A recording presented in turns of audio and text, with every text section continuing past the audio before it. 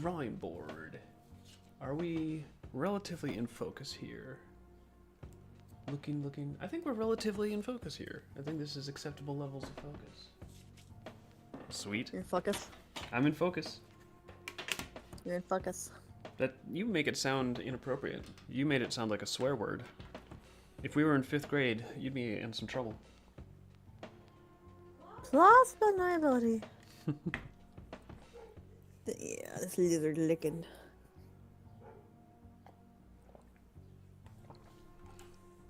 So you got a licking lizard. I've got coffee, stuff to draw. I think we are about to have a stream. Mm-hmm. Let me look over my shoulder at the chat. Oh, hey everybody. Fikunir, Gurisu, Ragmo, Happy Guy 1, Happy Monday. And Oh, your camera's really in focus. yeah, isn't this nice? Well, it helps that it's like daytime. Whenever there's like daylight, it's just easier to see everything. Also, I have to brag a little bit. I got the pledge pins in. Let me get it so, yeah, you can see a little bit like through the stained glass on there. I might show some more later on, but so anyone that is a pledge pitch, anyone that's a pledge pitch backer, pledge pin backer, if you are looking at this and you're like, hey, where's mine? I'm going to get your orders gathered and submitted today, so you should get a tracking number sometime tonight at the latest.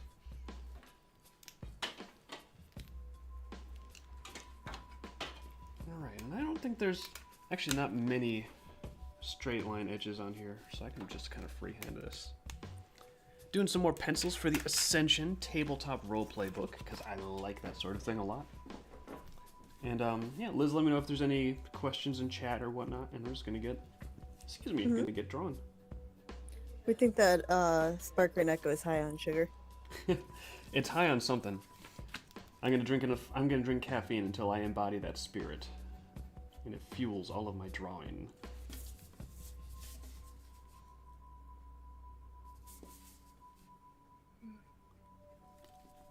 Actually, I'm feeling a little charged up. I put some cilantro in my green smoothie to see what would happen.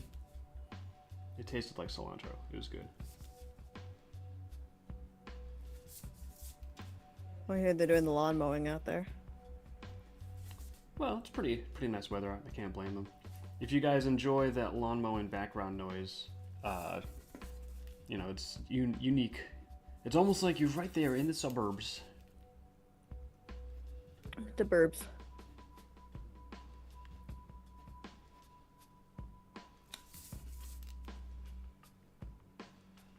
How often do reenactors get into the pantry and eat stuff that they shouldn't, Dave? It really depends on how often the owners don't give them what they want out of the pantry, generally speaking. Memo wants to know when your book releases. He's waiting on those newsletters. Yeah, the newsletters are the earliest news, because right now I've got a lot of art to do, and I'm doing it, but I do not actually know when the release date is going to be. But as soon as I know, the newsletters will know, and then everybody will know. Gesundheit.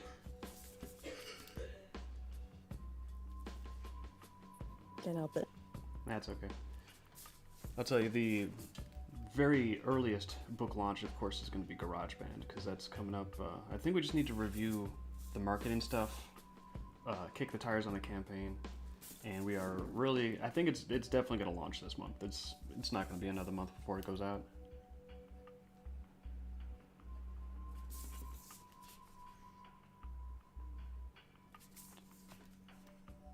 But in terms of the Dreamkeeper's book launches, Volume 6 is chugging along steadily. Prelude is coming nicely along. There's new Prelude comics always dropping. The Ascension is coming nicely along. So it's like a lot of like long-term projects, but they're all sort of like resolving and getting closer to what I want, and they are coming out with the, of course, the important thing to me is they're coming out with the quality that I like.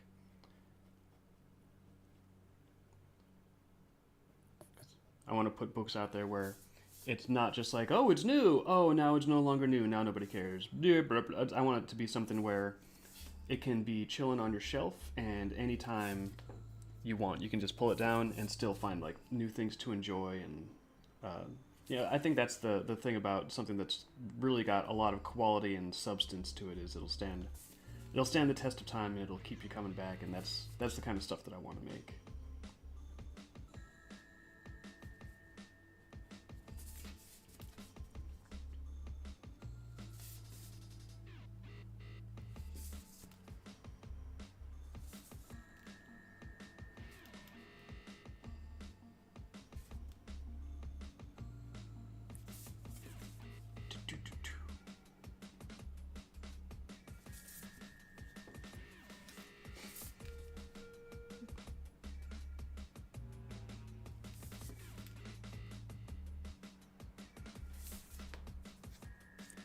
It's nice to be able to enjoy the story even when the power is out. Oh yeah, I like that.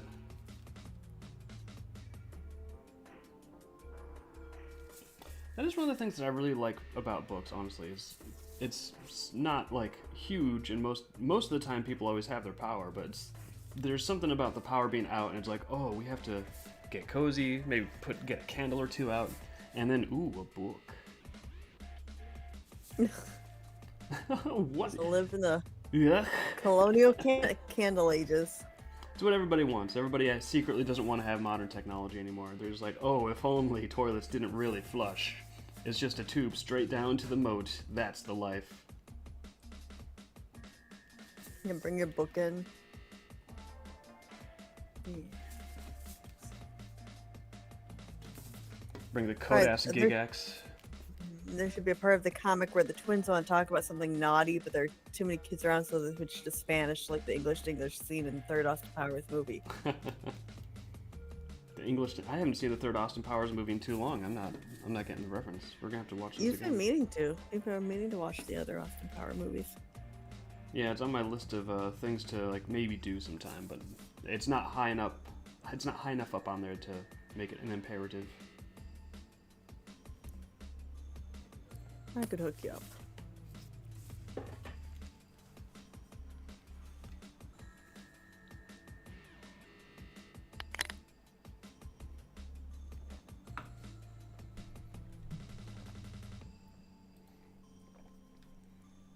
Well, Fikunika Risu has got another benefit to actual books is when you zoom in, you don't get a bunch of pixels. It's actually just a nice paper surface.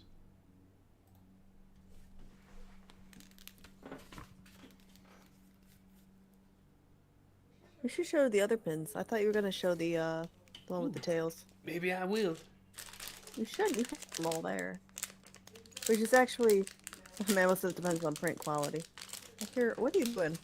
I'm getting the pin out of the little plastic bag. No one wants to see Man, the that's little plastic loud. bag. But yeah, Definitely this hear that. is the first we've seen of these pins that have the hinged tail feature, which I am really pleased. I thought there'd be like a metal bolt there for the pivot point, but it turns out they don't even need it. You have one on the back, of course, but I guess they have a way of attaching it inside there without having it go all the way through.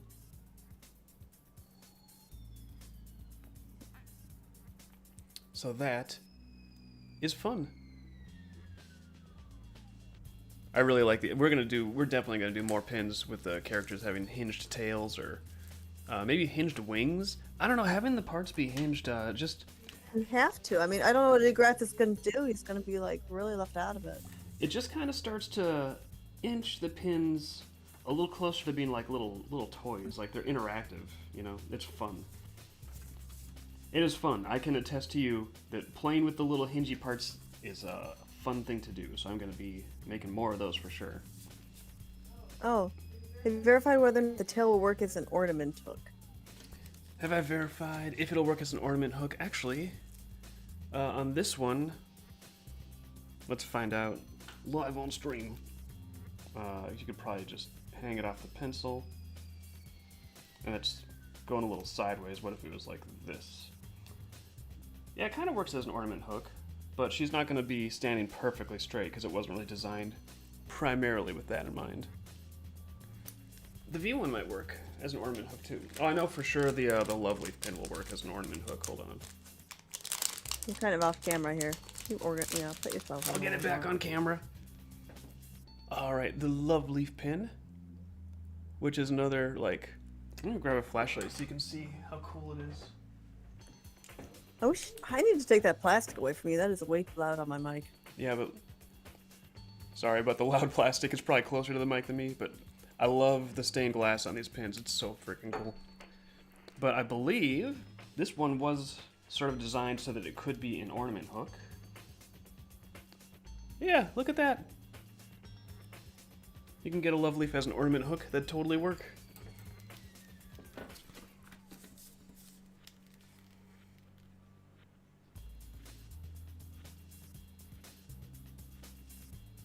So, Dave, what are you drawing today? Today I'm drawing some of the nobility of the Norvendire district. And they're getting into a little bit of a scuffle because that's one of their favorite hobbies. So this is some of the factions include noble families and people that used to be the high houses of Anderuna. During the reign of kings, they were actually the rulers, but they're not ruled by kings anymore, but they still have descendants that still like to strut around and feel important regardless. So some of the noble family lines will have relevant factions that you could potentially run into in Ascension. And of course, it's not really as much fun to be like, here's a dictionary list of noble families, the end. So you want to give different houses kind of like a flavor or like a history, some stories about like their rise and fall to power. So that's, to me, I think that's like the fun sort of spice with all of this lore is getting like all these like little stories about how it happened in there. And I feel like that's where it kind of brings the lore to life. And it's not just like a bunch of static lists of things to memorize. It's a bunch of fun little anecdotes and tales. I say that's what the appendix at the back of the book is for. Well, no, we could draw it. Yeah, except this is like a whole book worth of appendix at the back of the book. The lore book. Everything at the back of the book. But more.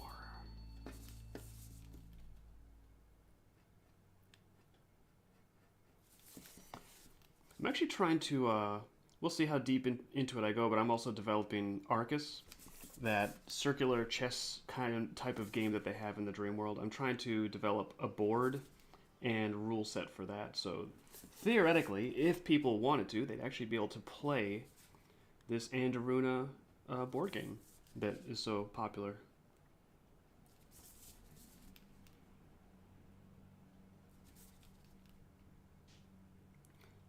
Admittedly, I've never played circular chess.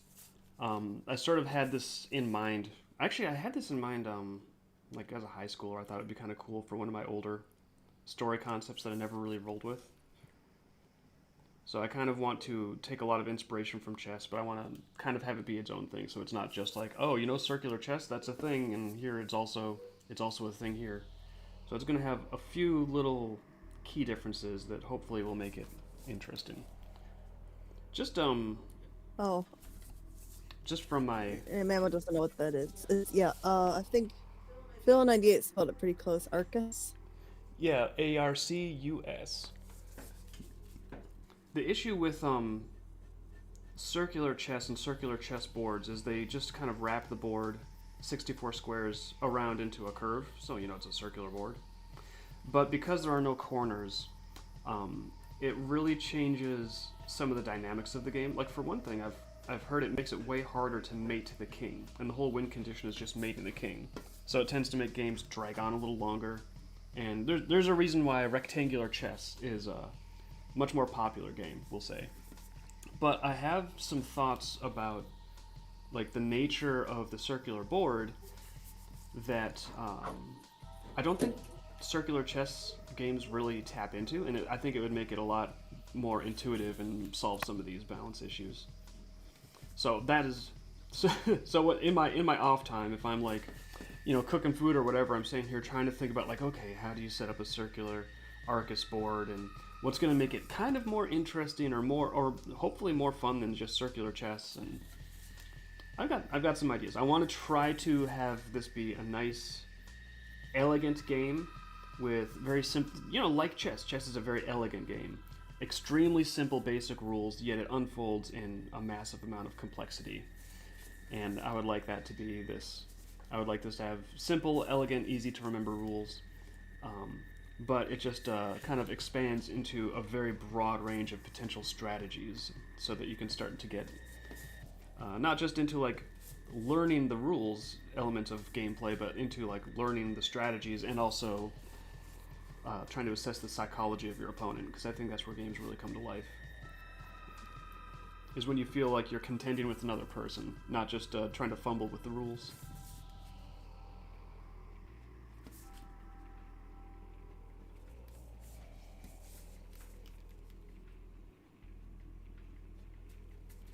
So there will be Arcus rules in the lore book, I believe. We're also going to have the rules for Fall Guard, which that might be a little more difficult if you wanted to play Fall Guard, because you would need a team, right?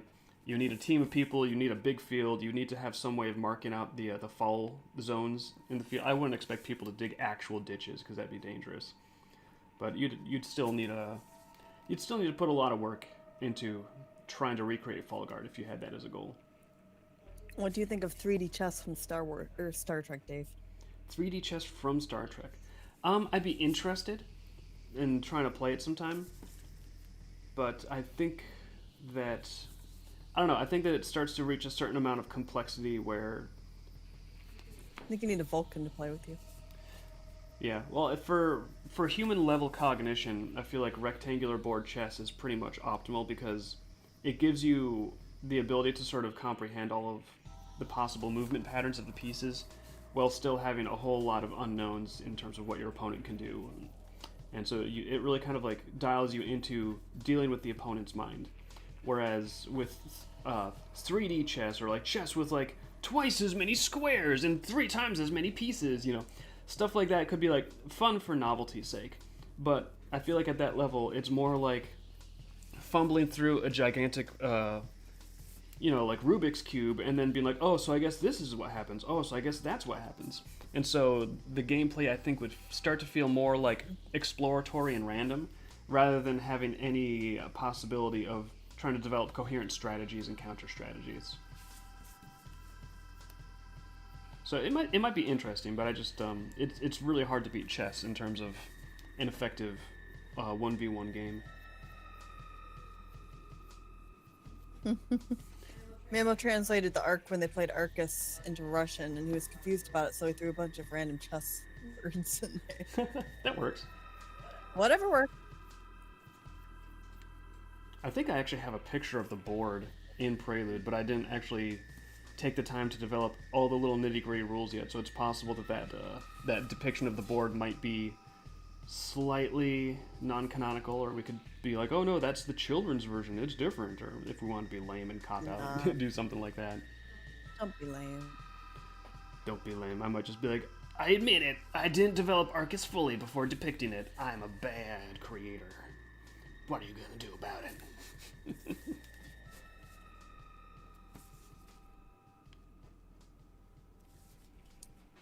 But yeah, we're gonna have Arcus. We're also gonna have another game, another Norvendire game that's a little more physical. Kind of like bowling, but you're on the opposite side of the person you're bowling with, so it's a little more fun.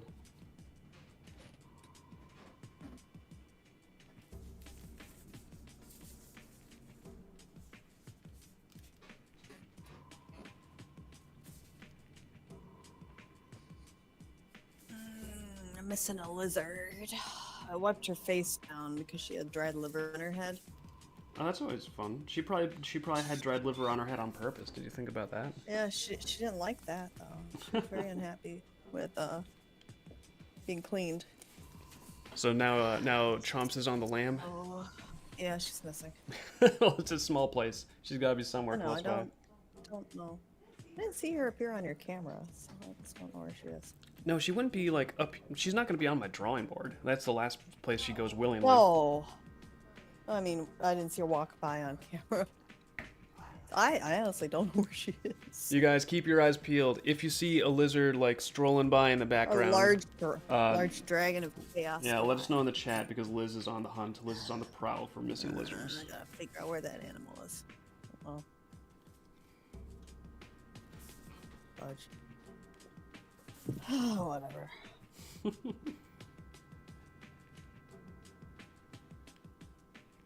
Well, if it's any help. I have not heard her monkeying around in the Forbidden Zone or anything, so I don't know where she might be. I don't know either. Again, I didn't see her walk by, so. She was last seen trying to get out of the bathtub, and I moved her out, so. She was last seen attempting to escape the tub. It's like a universal animal pet law. They cannot enjoy baths. They must throw a fit if there's a bath involved.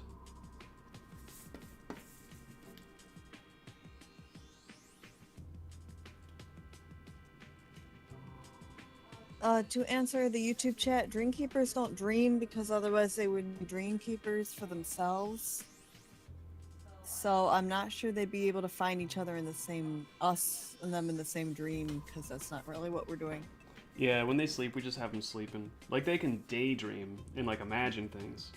But I just didn't want it to turn into, like, dream inception. Like, who is the dreamkeeper of the dreamkeepers? And if the nightmares get into our dreams, then can they also get into the dreamkeeper's dreams? And is there another dream world for the dream world? And, you know, it's sort of a, like, the whole question kind of starts to knock you out of the story a little bit. So we just avoid that topic in the story, which is pretty easy, because if the dreamkeepers don't, you know, have night dreams, then it wouldn't occur to them to, like, really expound upon that, because if you don't have something, you never, and you don't even know it exists, it's like you don't really stop and think about, why doesn't this thing exist? It's just not on your radar. Mm-hmm.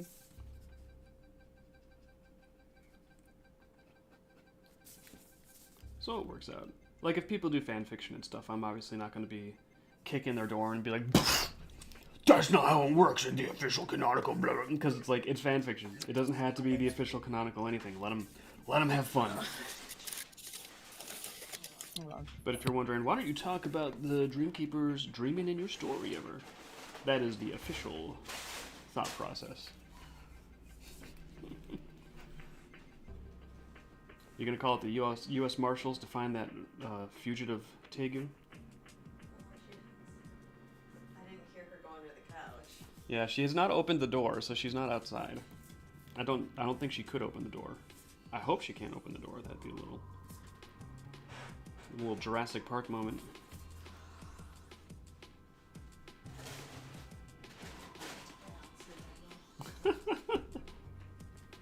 I've got to give Chomp some kudos if she's able to successfully play hide and seek from you in this tiny place.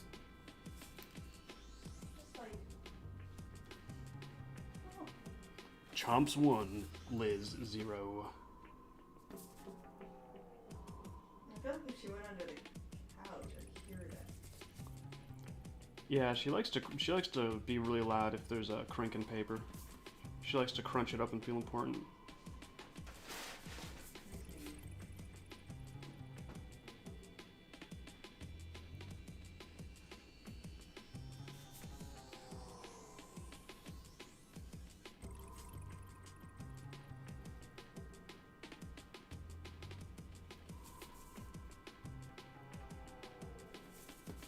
She must be really mad at getting that liver off her face. What the hell? And here you thought she didn't have any effective hiding places left. She's been holding out on you. I really didn't. I don't know where she is. I hope she's not, like, right behind me, because then you'd be like, David, she was there all know. along. Why didn't you inform me of this? And it's like, I didn't know. I'm looking. Check. I don't know where this animal was. I see no lizard behind me, but I like this game. Okay. Meanwhile... Because you're not participating. Yeah.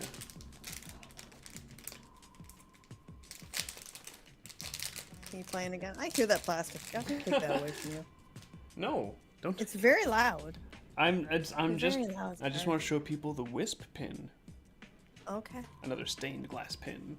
Yeah, let me grab the flashlight again. Again, the stained glass look is always so cool on these. Do you want this flashlight for looking for chomps, by the way? No. Look at that gleaming metal. I think she's under the couch. I'm trying. Well, wherever she is, she's in here somewhere. It's not a problem. She's gotta be under the couch.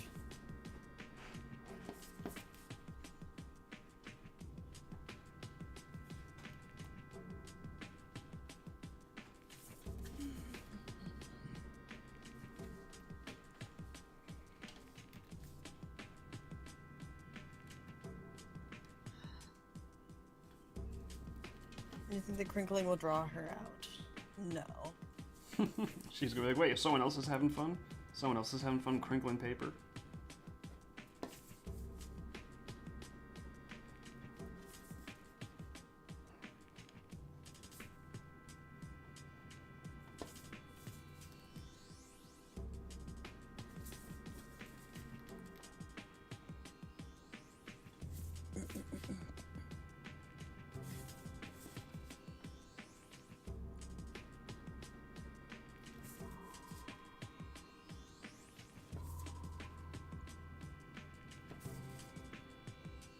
It's one of the things I love about working with pencil is there's so much ability to get some subtlety with the line. You know, if you're working with inks or Sharpies or even like brushing the inks on, usually it's sort of like, well, it's black or it's white. There's ink there or there is not ink there. And even with some of the smaller pens, like obviously you can get line variation on inking. I'm not saying that you can't get line variation on inking. But I'm just saying with pencils, it seems like there's a lot more of a ghosty, wispy, subtle range you can get on some of the lines. Which obviously, if you're doing something like armor with exquisite little detailing on there, you don't want that to be as pronounced as the contour and the silhouette lines.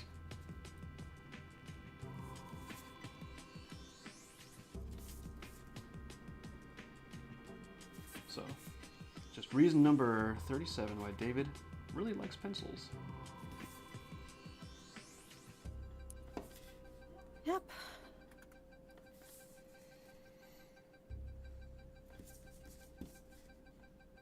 Yeah, I think she's under the couch in her packaging office. That's the only spot I haven't dug through. Unless the closet. It's very quiet. She does like closets. Yeah, she's all about like getting trapped, not thinking. It's like tegus and reptiles seem to be channeling the spirit of cave divers. I know they do. It's like, what if I wedged myself into an extremely bad situation? And then they do. Mm-hmm.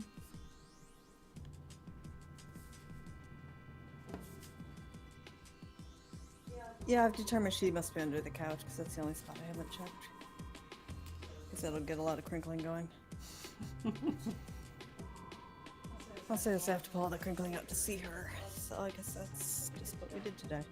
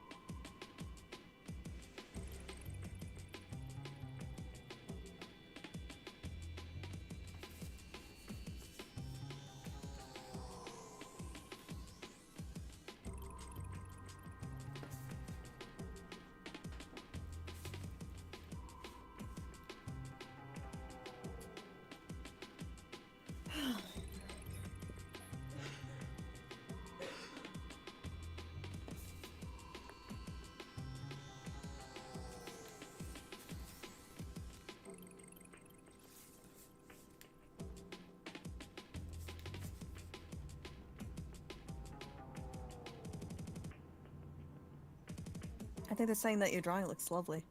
Oh, well, thank you. They were wondering what the crest is on the left there. What is that? Oh, that's just the family crest for one of the high houses. And I wanted to know if the Viscount has their own crest.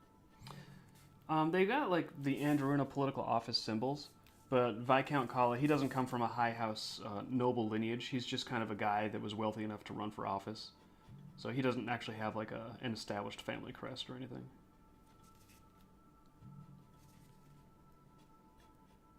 Why do Dreamkeepers refer to themselves as Dreamkeepers? I think it's probably a name the spirits gave them.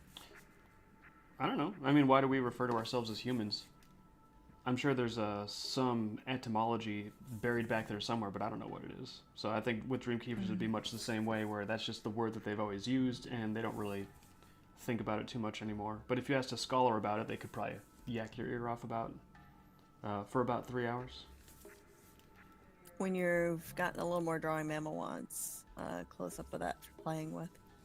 Oh, okay. Yeah, I'll get when I get the drawing done, I'll get a close up. But right now it might be like weird because it's all halfway blued, halfway penciled in. So you finished Volume 6 page on your own time. Yeah, I've been drawing a lot of Volume 6 pages, but that was the first one I've shaded in quite a while, so that felt pretty nice. And that's because I had to figure out the layout and format for all the changes that we've been doing. Yeah, I've been drawing up I a can't storm on explain. that Kill Gear action scene, but I understandably, I need to have patience for the color flatters that are coming along behind, because it's like, it's one thing for me to draw all this detail and be like, whoa, this is a lot of drawing. Anyways, moving on. And there's another thing for the color flatters to be like, what was he thinking? What is this supposed to be? So you gotta like be patient and let people figure it out.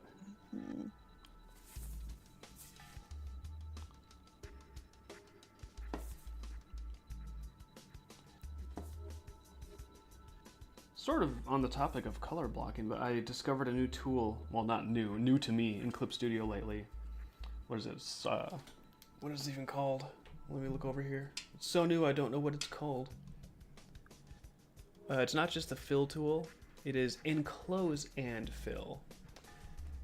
And that is actually, I think that's going to be really handy for doing color flats faster on some of the large shapes and contours and stuff. But that said, even when you have the ability to like use a fill tool that's even a little smarter with line work, like pencil line work, it still doesn't take care of the task of trying to figure out what every part of the pencil line art is supposed to be. So with the complicated stuff like the kill gears, there's only so much that advanced tools can do to shortcut it. Eventually you have to like just sit down and be like, all right, I need to figure out what this part is supposed to be based on these references. Well, it would be really good for just like a solid color of what you're doing right now. Yeah, I think I'm going to use that tool probably on a lot of the Ascension, or like on these sketches in the Ascension book. Because even though most of the Ascension book stuff is not going to be full color, sometimes it is just nice to give it a silhouette color to help pop it off from the background page color a little bit, you know? And it can do that sort of fill work almost instantaneously if you get it set up right, which is pretty cool. Yep. Much faster than the olden days of manually just tracing through everything with a paintbrush tool.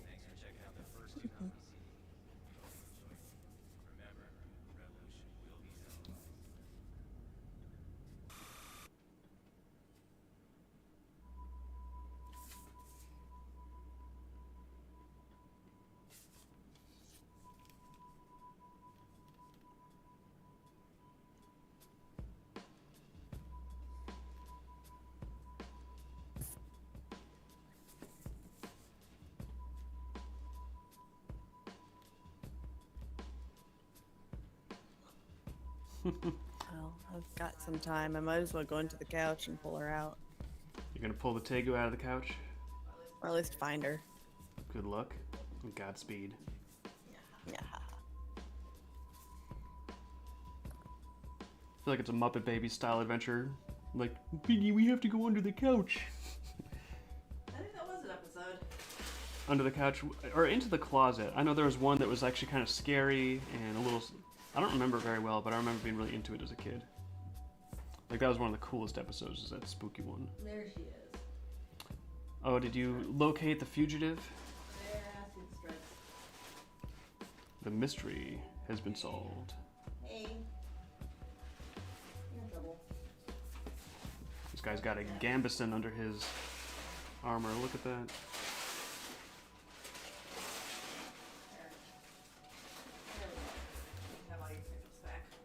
Or you just wanted to know where she was? And she's just chilling under the couch. Being angry that she got a wipe down for eating liver. She should be grateful because now her head is clean. She was not. She was not great. Oh no, she was not grateful at all. No, she was not happy with that. It was terrible, actually. It's terrible. She was in the bathtub and she couldn't get out, and then I wiped her face down. Oh no, being cleaned. That's always the worst. For a lizard, it really is. Not having stains on your mouth. You little monster. It's like a fashion statement. It's proof that they were able to eat something.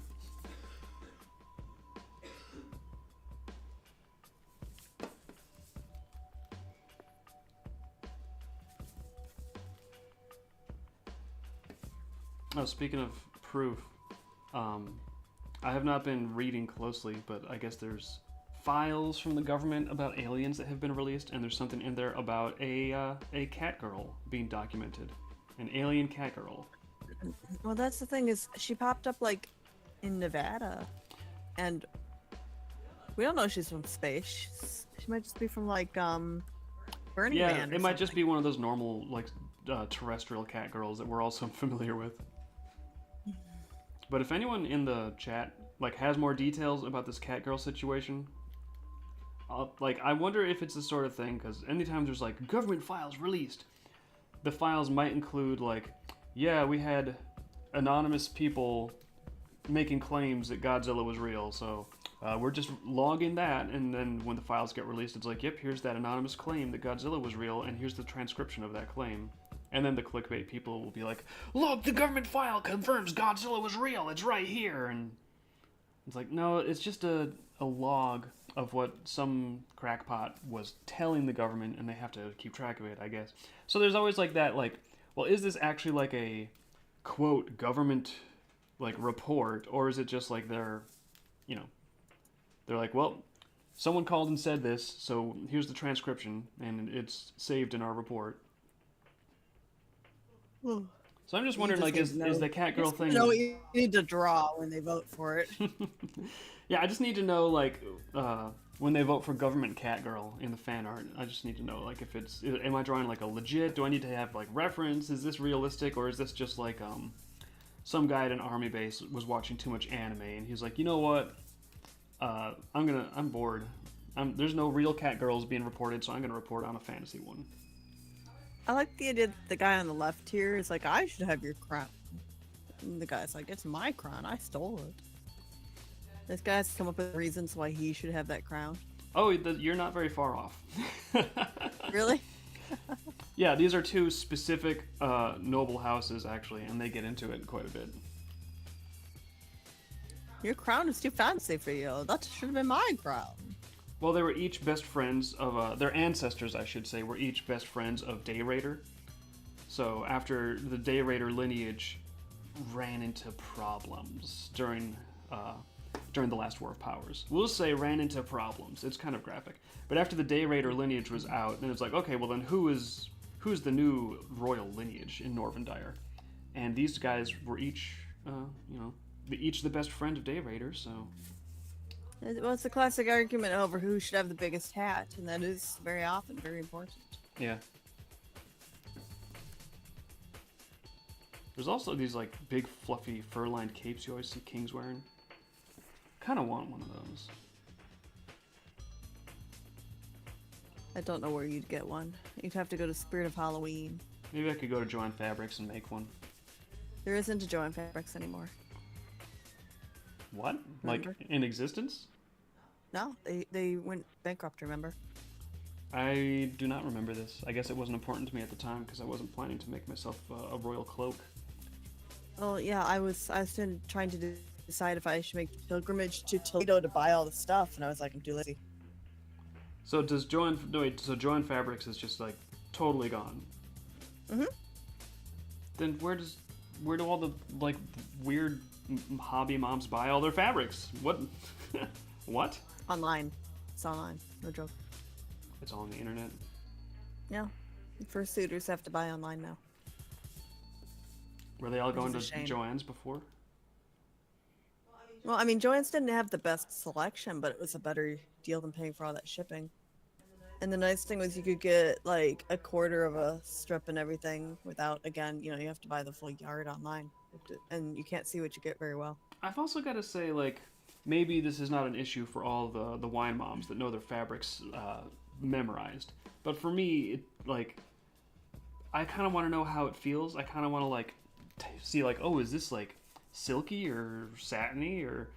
I don't even have the verbal lexicon to describe it. I just, like... But you can't test how it feels over the internet. That's not one of the things the internet does. No. Well, obviously we need to make a fabric store to address this crisis. It's kind of impossible, sir. We have a fabric store in Dreamkeepers. It's in that Halloween special where Scuttles and V are both trying to get the same fabric. Then you should go there. Maybe I should create it in real life. Okay. What was that fabric store? Like Fabrics R Us or something? Fabric. Yeah, Every fabric except the one you need, yeah. Very accurate tagline for all fabric stores, which I guess there are now not any, so... We used to be a proper country with fabric stores and Pizza Huts. How much is Vivid going to branch out? Well, he just wants a fabric store and a Pizza Hut next to him. Can't eat at Pizza Hut, but you want to look at them. I understand that completely. Yeah. He just wants to know it's there. Just sort of like the psychological presence of a Pizza Hut means so much. Oh, that's my speed. Where did I put my eraser? There it is.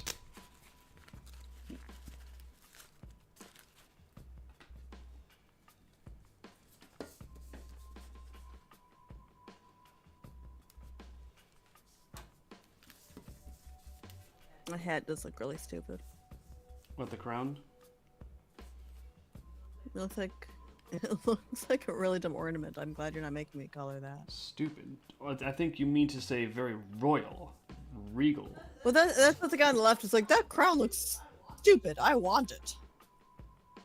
Well, it is way bigger than his crown, but to be fair, the guy on the right is way bigger than him. That's what they're arguing about. Yeah.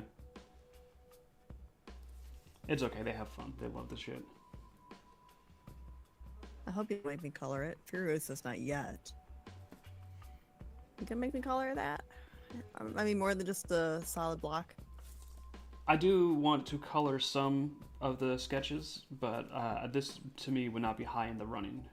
Like I want to because it's going to be loaded with a lot of graphite art, but I want to have the occasional color sketch just to, because it's Dreamkeepers. I like color, but sepia color. Yeah, I don't want the whole thing to be sepia tone. So I do want to select some key sketches on the pages to be like, okay, this one could use some color, that one could use some color. So I guess it's I'll lay it out first. Exactly. I kind of think it's going to be based on the page layouts and the pacing. So when I understand what it's going to be like for people to flip through the actual pages, kind of like laid out together with the text and everything, I think that's when we can probably make better decisions about key inclusions of full color. Looking for the cord. Looking for the laptop cord? I don't know if I see it. Yeah, there it is. It's on the floor.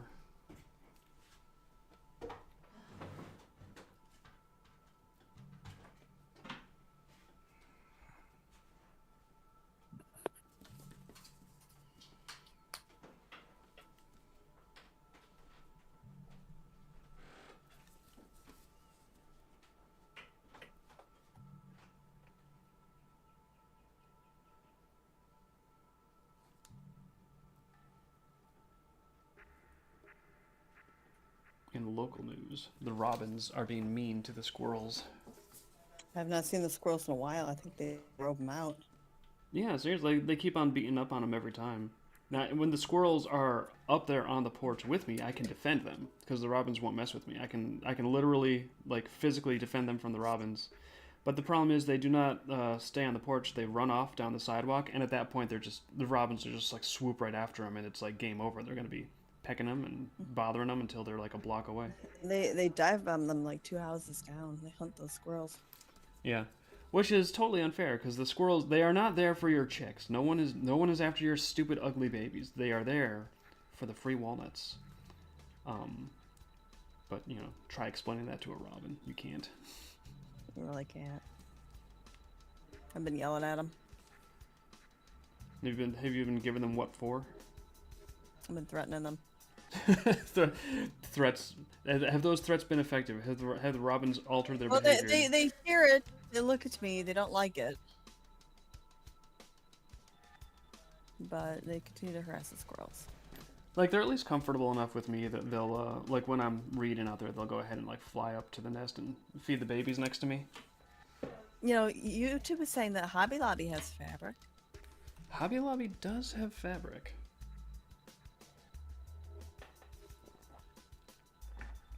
I think they've got a good supply of fabric. They've also got a good supply of books that explain the redeeming power of Christ. So if I need either one of those or both, I have a one-stop shop.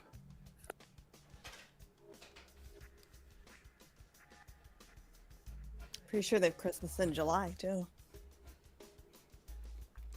Yeah, I'm sure they do. They probably have Christmas right now. Yeah, it is pretty much Christmas season for them.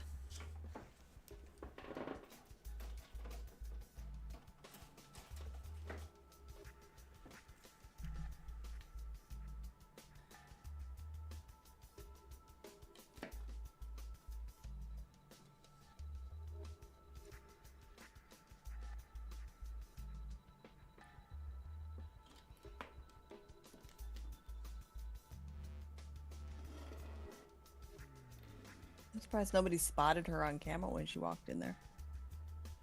She's a stealthy creature. I know.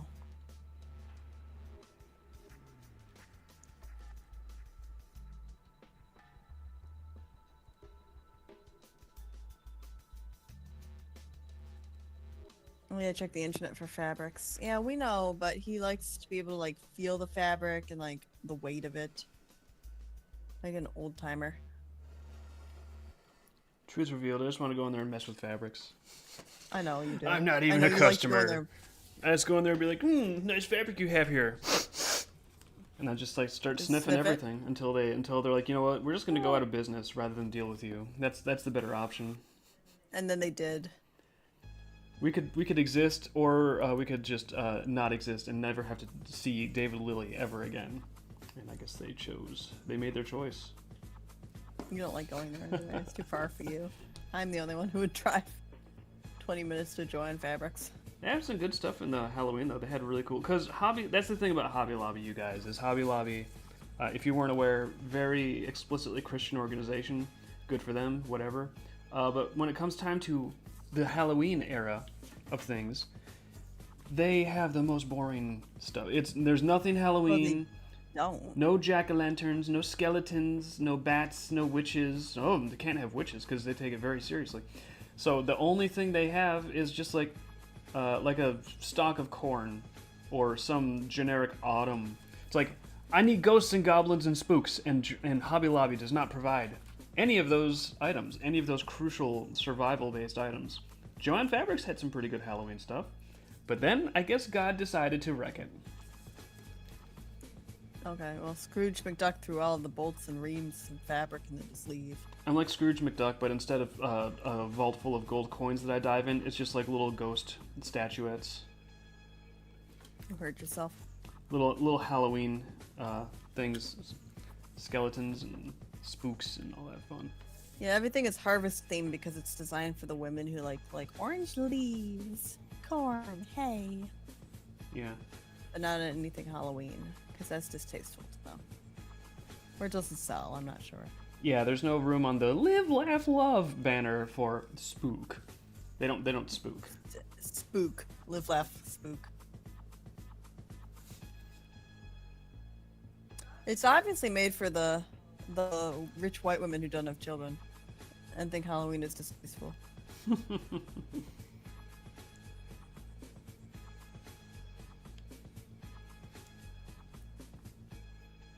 I don't know. I think everyone can have some fun on Halloween if they want to. That's the house you don't want to go to for trick or treating. Is the moms who just decorate with harvest. Those moms, they're not moms, honestly. They're the ladies without grandchildren who drink Starbucks. You'd think they'd be willing to have even more fun. You'd think the moms are like, I must protect my child from the reality of goblins. And then like the single aunts would be like, time for goblin fun. It's time for skeletons and spooks because we don't have to worry about the sensibilities of dumb children. But I don't know. It seems like for some reason, like the single women just become more and more emotionally fragile, and they can't handle jack-o'-lanterns and skeletons and all that cool stuff.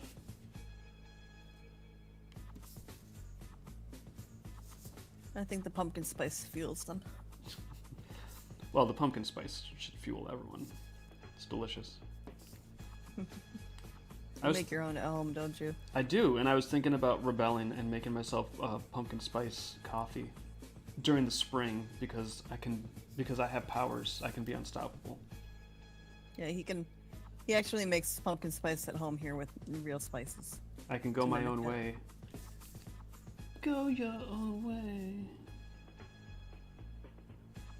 Okay. Yeah, I wouldn't want to like color in your pictures here and then like have like one whole page of color and then like, I don't know, 100 of non-color. It's like, get busy. You know, I have like 3 images on one page that's in color and then we messed up and I have a lot of work to do. So we need to plan accordingly. Yeah. That said, if there's ever any like spot illustrations you're noting where it's like, oh, that one would just look so much better in color, I can see it now. Like you can go ahead and like that. If you have that inclination, that's probably good guidance. It's a good one to put into color. Nope.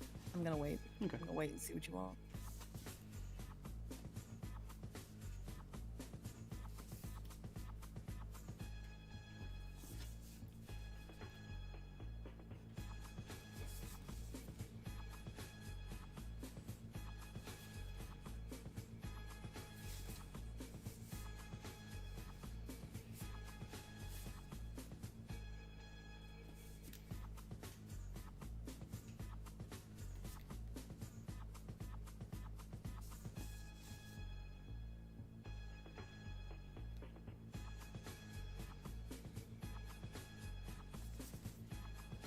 Oh, someone on YouTube likes to make spiced wine around Christmas time.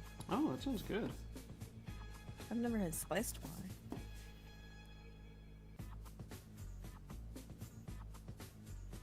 I believe when they do that, isn't it also like hot? Like it's hot spiced wine? Mulled wine, they call it.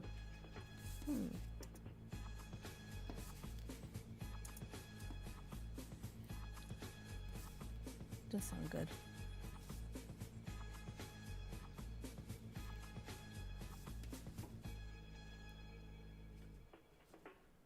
Oh, you're doing the jousty guy. Yeah. Because there's nothing funner than horses and blankets. Going to Hobby Lobby and enjoying fabrics with your horse. Yeah, just trot him in there. And be like, he needs to feel them. He needs to feel the ones. He needs to feel the fabric. It's like, and they're laying bolts on the horse. And like, no, cut. It's just in there like just chewing up and like throwing the fabrics everywhere. It's a very misbehaved horse. It's snorting and like blowing snot on everything. It's like he's just checking which one he likes. Hold on, he's just checking which one he likes. Every single one is wrecked.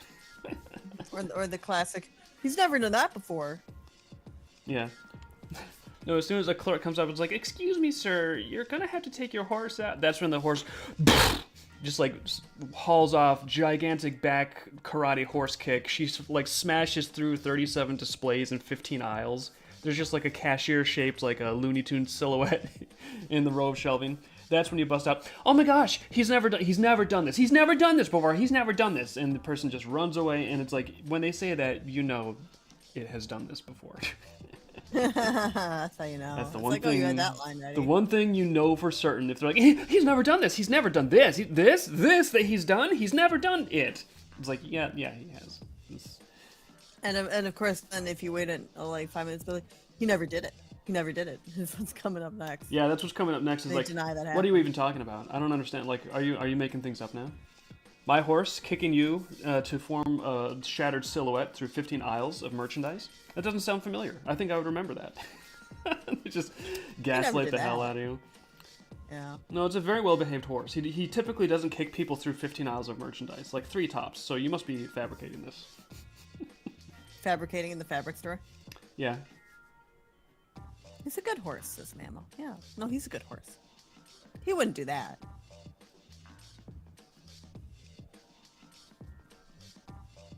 And people wonder why Joanne Fabrics went out of business. It's because Dave rolled in all the fat. I kept on taking horses in there, and they kept on kicking everyone to death. That's true. Yeah, honestly, the quilting section was way too big. I hate quilting. But yet you like quilts. Curious. I like quilting. I like good-looking quilts when they're really done. But my problem is that a lot of the fabrics they offer just don't look very good. Subpar fabrics. The designs are just lazy. Oh, actually, Mammo, if you're around, since I got these guys drawn, let me get you a better view of these 2 champions. There they are. Da-da-da-da. Actually, while we're having an intermission, you guys saw Wisp, Lilith. I think they saw Sparkly and Echo at the top of the hour. Let me open up the new V pledge pin too. I'm gonna take all that plastic away from you. It's fine. It's just a little crinkly plastic. No, it's not. You're very loud. Oh, it lasts like 2 seconds. You guys, you like the plastic. Tell Liz how much you love the plastic sound. He's never done that before. He's never done that before. Dave has never. Oh, he's never put crinkled plastic in the mic before. I swear, he never does this. But yeah, check it out.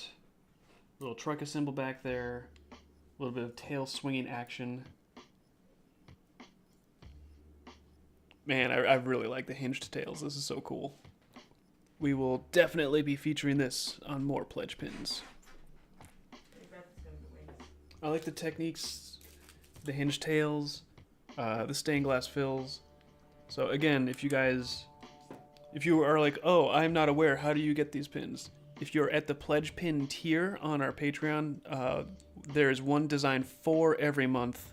They don't ship every single month because we manufacture them, as you can see, in like big batches. But once a batch comes in, the months that you were pledging for, then we mail you those pins.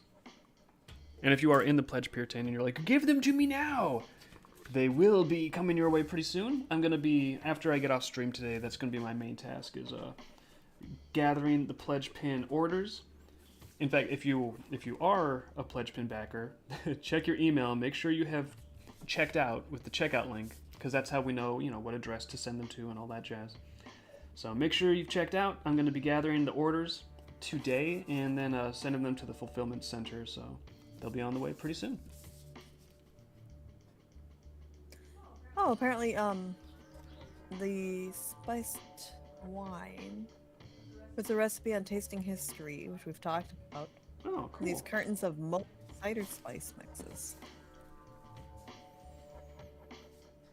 When the Dream Keepers are going through their adventures, what is happening to their human counterparts? Someone asks. Generally speaking, they'll be going through something that's maybe analogous. It might not be, obviously it's not going to be physically identical. They're not going to be like, down in the archives, because that's not really in the real world. But something that is probably similar in terms of how it impacts them on an emotional level, I would say. So I don't know exactly what the humans are going through, but it's something where the broad strokes are generally very similar.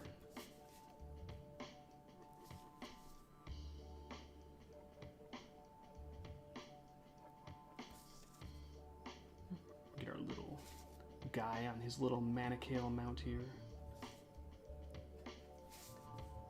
Oh, what colors are they supposed to have? Mammo wants to know what your colors are for your thing. I actually hadn't thought of any colors for these guys yet. I was just kind of getting their silhouettes down, their attitude. But since I didn't actually get into... I was imagining something kind of gaudy and medieval-y. Probably some reds and purples. Yeah, like probably if his fur-lined robe is classic, it'd be like white fur with like a crimson or a purple body to it. I was kind of, his gambeson, I was actually wondering if it'd be like plaid, like different checker marks on there. This guy looks like he's got like big poofy stripy sleeves. So basically, they have no taste, is what I'm trying to say.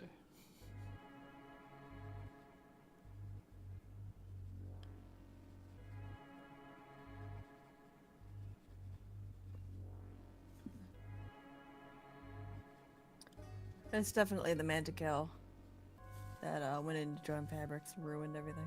Yeah, this is the one. This is the one that ended Joanne Fabrics for everyone.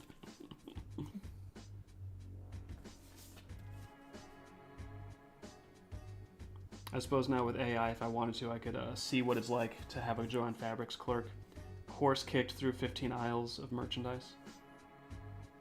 But I'm content to just leave it in my imagination for now. I think Tinsel has worse taste. I think Tinsel is worse taste. Yeah, that's kind of the function of her celebrity status, actually, is mandating terrible taste. To keep the people in line, basically. Yeah, because I've actually noticed that in actual culture, and so it's like, yeah, that's how they would do it in Andaruna too, where sometimes a thing is uplifted and celebrated and put on a pedestal above other things, not because it is beautiful, not because it is good. It's put up exactly because it is not those things, but it's an expression of power. Like the people in power can make it popular and make it something that everyone else has to pretend it's good. So if it was actually good, it would actually be something that decreases that expression of power, because if someone can say, oh, that's beautiful, and it really is beautiful, then all they're doing is telling the truth, and they're telling the truth because of the nature of that thing, not because of someone's power to compel them to say something that's false. Whereas if there's something that's like just disgusting or it's unfashionable, it's like, you know, like derelict, like if you want to go with like the Zoolander fashion, if it's just like terrible, but then everyone in that industry has to be like, oh, it's actually so incredible and brilliant, I've never seen anything quite so amazing. And if that's obviously false, but people still have to say that to keep their jobs, then that's how you know that you have power over them. So that's, and that does apply, I think, more broadly even to a cultural level. Like if you can make people follow a trend or a fashion and it's just ugly, it's sort of like, you know, you have power over them, because if you were making things beautiful, like that would more indicate that you were like serving the tastes of other people, or serving like the nature of beauty itself. So I don't know, the elevation of ugliness, I think usually it's not always, but oftentimes it's actually a deliberate choice by the people that are in a position to set trends and fashions and things.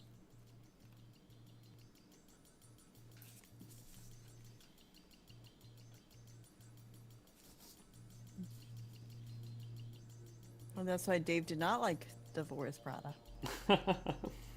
No, I don't think it was actually that. It wasn't about mandating ugliness. I remember the Devil Wears Prada movie. It's been forever since I saw it, but my dim recollection of why I didn't like it was because it seemed like it was very much a message from the elites to the normies, if you will, where they were basically saying like, hey, you don't want this. You don't want to be successful. You don't want to like work hard and make something of yourself and excel in this industry. You need to stay in the Midwest, stay with your friends, eat your Applebee's, and stay away from us. We are the ones that dictate culture, and you, in fact, if you came over here and you were successful, that would make you morally bad, because you're leaving your friends behind, right? Your awesome friends that actually loathe you for your success. That's who you should be staying with. So yeah, the Devil Wears Prada, I got the vibe that it was a very crabs in a bucket kind of a message. Like it was just trying to tell people effectively, hey, we're out here making movies, and that's for us, not for you, gross Midwesterners. Stay away. Speaking of stay away, what did you do?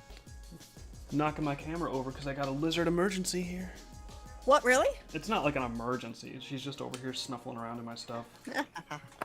Excuse me while I reconfigure my camera. Chomps, what are you doing back there? Why? No, that's just the mail from today. She woke up. That's junk mail, Chomps. You don't need to pay attention to junk mail.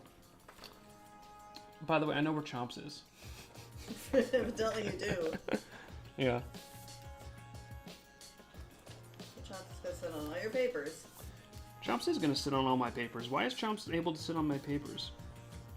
Oh my gosh, she never does this. She never does this. She never sits on all my papers. She never roots around in the junk mail. That's not what... Oh, she never does this. Spoiler, she does it all the time. Because you don't have walls on your castle. The corner is to keep you contained. Everyone else can come in here. I'm impressed she left her couch. And grab her. I mean, she can rummage around back there. It's not a big deal. It just startled me at all. I heard like rustling behind me, and I was like, "Is it this? The enemies? The ninjas? Have the ninjas invaded?" Mm-hmm. It was not the ninjas. It was just Chomps. Can I go to the corners, babe? I got you. Enough of this. You're in the air now. Get flying. Is she now officially flying? She's an airborne lizard. Oh, she loves flying. That's good. You had a whole couch. You had a whole couch. Back on your couch. She had the whole couch. That's so great. Nobody knows what that reference.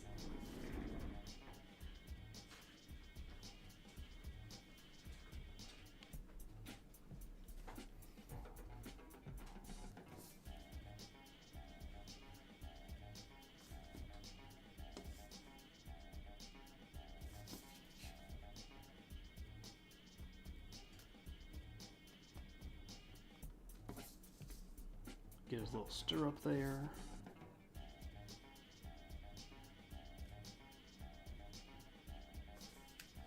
They want to know where the Tegu is. She's back under the couch now. Oh, did you replace her to the couch? Yeah, so hopefully she'll go back to sleep under there. That'll last about as long as she wants to be under the couch. And then as soon as she doesn't want to be under the couch, 2 seconds, she'll be out here again. Mm-hmm. She could eat the junk mail, yes, but she'd probably poop on it quicker.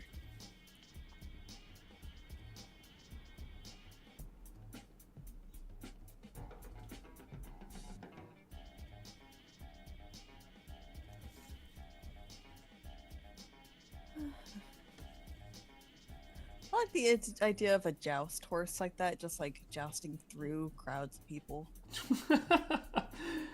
Is this something you fantasize about?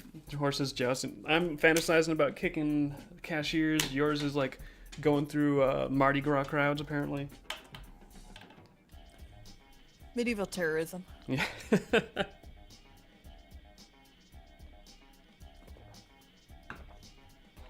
I'm going to be right back because I need to hit the restroom and reload my coffee. So I'm going to hit the be right back screen.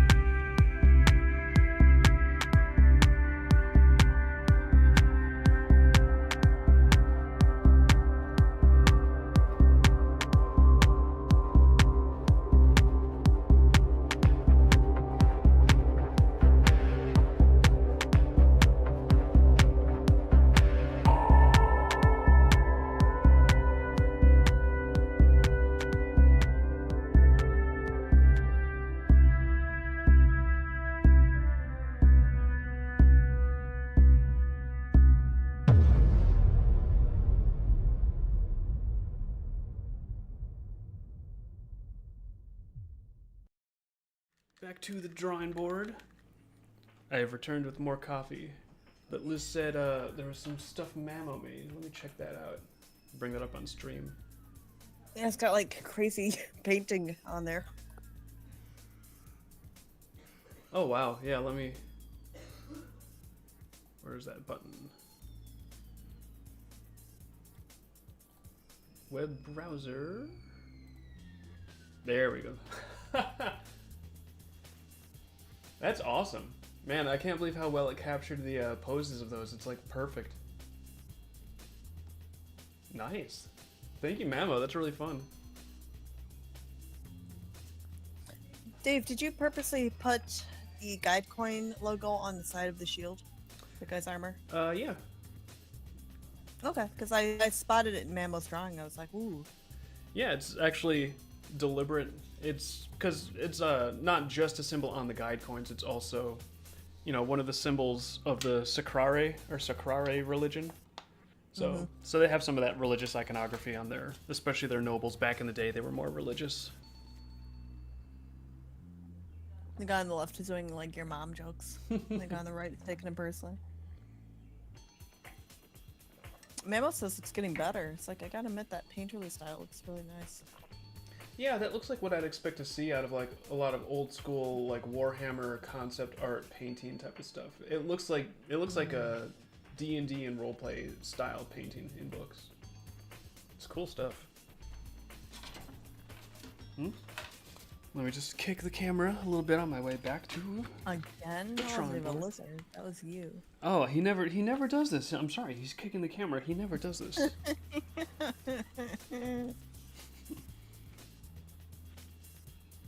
Just do whatever you want and declare that. I've never done this. I've never done this. There's like two formats of phrasing that will absolve you of all responsibility, no matter what you do in public, no matter how horrific it is. One thing you say is like, "Oh, he never does this. He never does this." That's if like your pet does something. If you do something, it is important to immediately switch into pretend autism mode. You have to pretend that you're just mentally challenged, and just immediately say, "Oops, accident," and then just walk away very quickly with totally stiff robotic arms. If you do that, you're actually you can break laws. You can break every law. Doesn't matter. And then if they arrest you, no matter what you did, declare not guilty, and that'll make it more complex and difficult to prove. Or just to like throw them for a loop, declare guilty, and then laugh really loud, and they won't know what to do. They're like, "What? Maybe we shouldn't go after him because he just declared himself guilty." Maybe reverse psychology. Just be like, no, you did this. And they'll have to like have an investigation. Did I do this?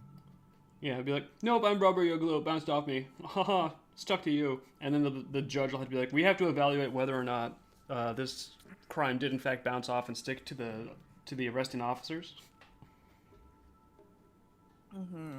Okay, so what do the guide coins do? What do the guide coins do? I think I can share that because it's no longer in the plot vault. We kind of showed it in Volume 5.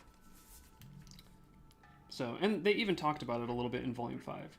So, the guide coins, effectively, they will give you supernatural insight into one specific question that you may have. So they provide knowledge. It's sort of like, almost like if you have a wish. If you wish to know something, and you drop that guide coin in the water serves as a conduit to the spirits, and the spirits will impart that knowledge that you wish to have, if it's something they can impart. So everybody gets one, but once you've had your wish, so to speak, then that's kind of you've hit your limit. That's it for you. But everybody, if you have a guide coin, you can actually get knowledge from the spirits on one key question. So if you or your character do come across a guide coin, possibly in the roleplay or something, just think very carefully about what it is that you want to know, because once you get it, like, that's it for the lifetime of your character. All right, we want to know what the fox's right arm is all about. Well, he went to Hobby Lobby, and he came out with some real stuffing in there. They want to know what his right arm is all about, like this guy? The curve in it is a little... Oh, yeah. He's got a lot of poofy sleeves doing whatever we want. So, If it's hidden under a poofy sleeve, there's no such thing as skeletal structure anymore. There's no bones there. It's just a big sack of flour. Poof. It's poof. It's poof, yeah. Although I will say, if you're doing illustrations, obviously this is probably more of an extreme cartoony example, but even if you're drawing things that are like supposed to be more anatomically tethered to reality, you have a surprising amount of flex on what you can do with limbs. Like, you can't really, like, obviously shorten them or lengthen them, but there's more flex in, like, limbs than you might think. Even, like, looking at photographs of athletes in, like, mid-jump or, like, kicking a soccer ball over the back of their head or some stuff like that. Sometimes the limbs are doing things where you would swear it's not structurally possible. But, you know, the tendons and muscles and everything, there's a lot of flexibility in there. And so sometimes, especially when they're in mid-motion, they can pull things off that you wouldn't normally think. I guess I'm just saying, I've seen sports photographs where it looks like it is anatomically incorrect. Like, it looks like, oh, that's definitely wrong. That's definitely not how an arm and a leg works. But especially when something is mid-motion, there's a lot of kinetic energy that can be deforming things. And I don't know. And the guide coin's one use per person for their entire life, meaning you can't use a second one if you find it. Correct. It is, you get one piece of supernatural insight from the spirits, and a guide coin is just the thing that can connect you with that source of insight. So after they give you your insight, that's it for the life. So even if you had an additional guide coin, you would need to find someone else to ask your question. And then, you know, they would have to want to ask your question. And they'd have to authentically want it, too. If they don't actually care about it at some deeper level, it's not really going to work.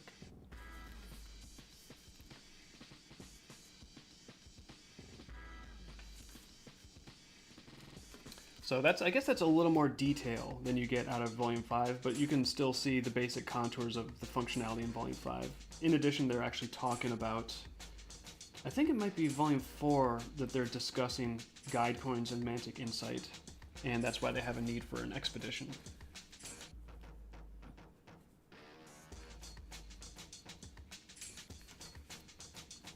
There we go, just a little bit of a ground line shadow under that horsey for us. And I'm told I'm supposed to be putting signatures on all these because eventually in the campaign there will probably, more likely than not, be a tier for original art. And if people are getting the original pencils, they probably want that on there. As a kid, I was always like, no, signature's not the important part. It's messing up the art. It's getting in the way. But I can crop that out in the book, and it's all works. Well, you don't want to have like crap that out. You don't want to have a book where it's like every single drawing is like sign here, sign here. I have like that'd be silly. No one wants to see my signature like 5,700 billion times.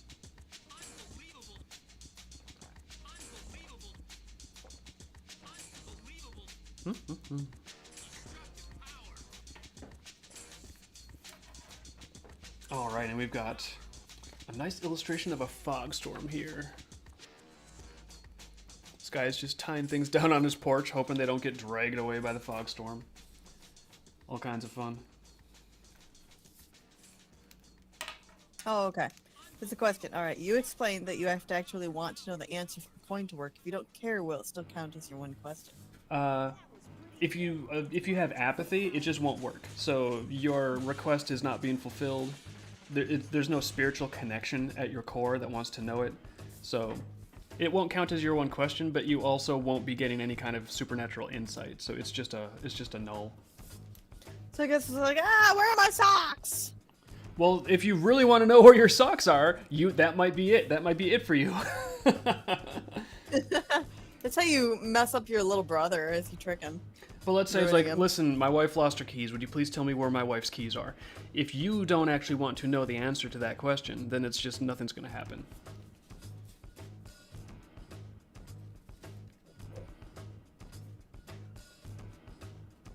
Oh, okay. On Friday, you never got around to talking about the fog storms. Will you please explain how they work? Which is good timing because you're actually drawing a piece. Yeah, sure. The way fog storms work, they're kind of weird, but basically, imagine, if you will, that there was a cloud that was just rolling through like fog. But now imagine that fog has a little more density, a little more viscosity to it. So normally, if you get like some fog going over the ground at like 2 miles an hour, nothing's really going to happen. It's 2 miles an hour. That's not enough wind to blow anything. But this fog storm is denser. So normally, if you would need like a brisk wind to blow like garbage cans and hats and maybe some like furniture and like candy wrappers, normally that stuff would need wind to blow it that's going kind of fast. But with the fog storm, it's so thick that it just kind of pushes that stuff along at even a slow pace at like 2 miles an hour. So you get this like thick pea soup kind of like moving through, and it's just like scooching all this like trash along the street with it as it goes, and stray leaves, and so that is a fog storm. And of course, it's also got some weird effects because I'm not sure if you noticed in volume 5, but if you look at someone through a fog storm with enough distance, like you actually see an X-ray of them before you see them. So it does some weird stuff with the way light passes through it. You open into that a little bit in the medical area of the lore book. Yeah, well, because they actually can use it for X-ray stuff and diagnosing broken bones and things like that. Is they'll try to store some of the fog storm fog, and then they can fill up a room with it and give somebody a gander, see if their bones are broken.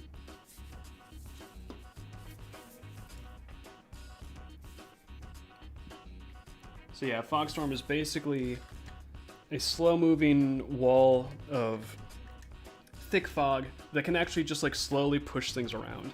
So if you're out in a fog storm, yeah, it's not like, oh no, I'm gonna get hit by this fog storm and injured. You're not. It's not like being stuck in a hurricane where something might fly into you and kill you or whatever. But it's an inconvenience, and if you're not like hanging on to something, or if you're not bracing yourself, then it's going to be just sort of like pushing you kind of slowly around. I imagine it would be kind of like thick to walk through because of that weight. Yeah, it actually would be a little more thick to walk through. So I don't know. I think when I formulated fog storms, I was just trying to think of what would be like an interesting sort of weather thing that would be novel to experience that you just don't get in reality. And so I thought of sort of like this viscous fog storm blowing through and slowly like shoving things around.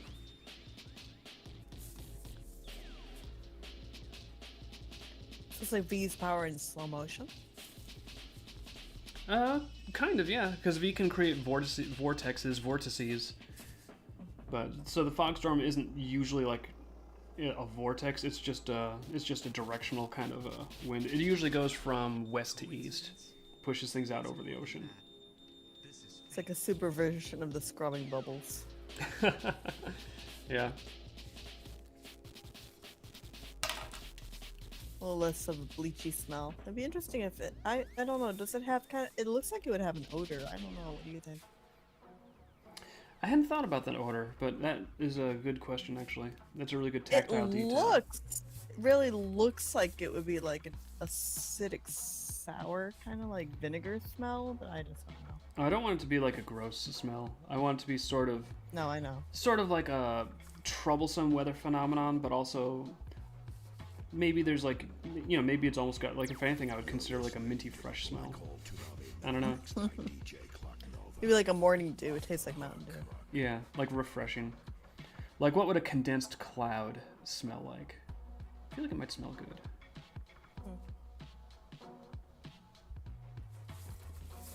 But that's kind of like, not universal. Sometimes there's natural stuff that's very pestersome, but generally the way we do the world building with Anderuna is the natural elements are a little more appealing, a little more like magical and interesting, like it makes you want to visit the dream world.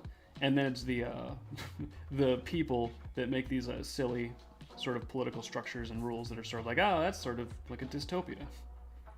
If you stick your face over the humidifier and find out what it smells like.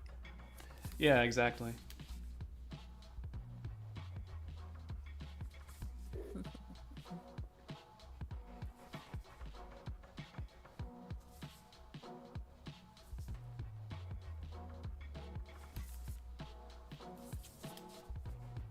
Oh, they know a planet that has fog storms.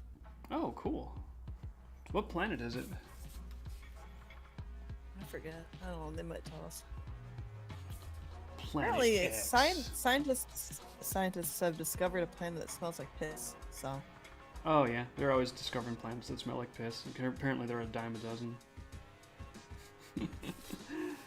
Just like an ammonia stench. It's proof that God was 6. Fart planets. Sometime. Welcome to Planet Fart. No kidding. There are some of those. Oh, you still want to be an astronaut? Here's Planet Fart. Still want to be an astronaut? Welcome to Fart Planet. Yeah. Planet made of pure dookie. I think they joked about that in Invader Zim. Which, now that we've discovered such dookie planets, turns out Invader Maybe Zim. there is an Invader Zim. It was yeah, it was. What do they call that? Prophecy. Yeah, like a conditioning. Getting us ready as children for the future.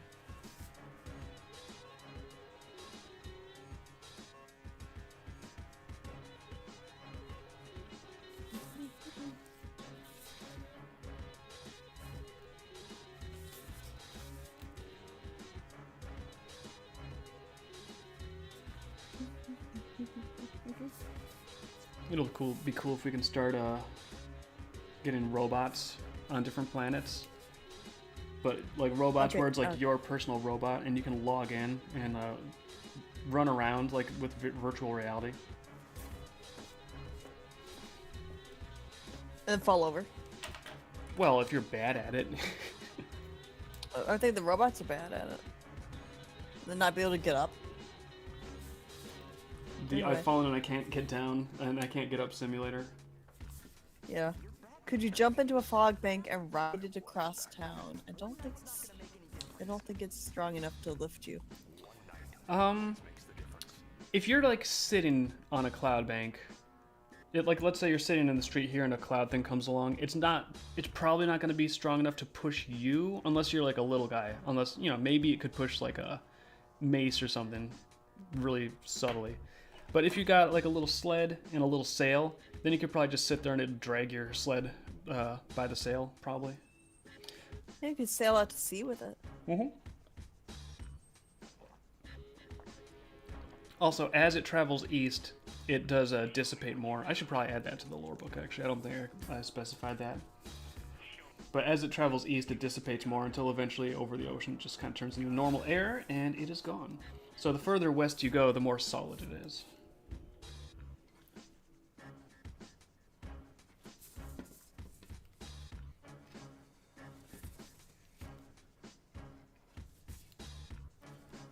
How would you get it back? How would you get what back? Your sled? I think your boat with the fog. Oh, I don't know. Well, if you're on your little sled boat and the fog is pushing you around and you want to stop and you don't want to lose your boat, Stand I guess. up. Yeah, just stand up and drag your boat over to something where you can tie it down. And there you go. And then you don't lose your boat. Apparently, there's a movie Surrogates with Bruce Willis. I don't know. What's the movie called? I don't. Surrogates. Surrogates. I don't know if it's about fog storms. It's probably about like remote piloting a robot or something. Based on, I'm guessing because I was talking about remote piloting robots. Yeah. Sorry, I'm off like a couple topics going on here. That's all right. Could you flail your arms to clear away the fog? Yeah, you could like get a big fan and like, you know, push it away and you'd actually be able to see how much you're clearing out, but you know, it's a fog storm, it's a whole area, so it's going to sort of like come back in after you push it out and flap it away. YouTube has figured out the name of the planet that has fog storms. It's Taio Centi 4. Taio Centi 4. Don't go there. Yeah, guys, don't visit Taio Centi 4. It has fog storms. You don't want to get messed up with real fog storms. They're not like these fantasy fun fog storms in Dreamkeepers. Taio Centi 4 is serious business. You will not have fun. I think you could be the scientist just making up this stuff. It's like no one's gonna go there in a million years. They'll never figure me out. I'll be dead. I'll get credit for this. That'd be a good thing. It's like, I need more grant money to tell you about all these amazing planets. And then it's like, no one's gonna go there. What are they gonna do? Tell me I'm wrong? I'm a scientist. I'll get credit for this. Mammal says the fog sounds flammable. Nah, fortunately it's not flammable. Otherwise, they would have like major problems with fires every time there's a fog storm. That'd be cool. 3 is where the action is. Let me check. Taio Senti 4 has a fog storm, so 3 is really cool. Yeah, 3 was good, and then they started like they just ran out of ideas for the sequels They after jumped that. the shark. They jumped the shark. They jumped the shark with Taio Senti 4 and 5. Fog storm, I know. As soon as the series has a fog storm, you know it's jumped the sh. I'm gonna draw a shark jumping through it. You could just draw a grun jumping through the fog. I'm gonna draw a jumping shark. Dreamkeepers just jump the shark. It's just like run with the jump rope. You know, unironically, I would not be surprised if at some point Mace has had to vault over Grun during some of their ridiculous, idiotic chases. Oh, that'd be fun. Kinda. Maybe in the side scroller. Oh.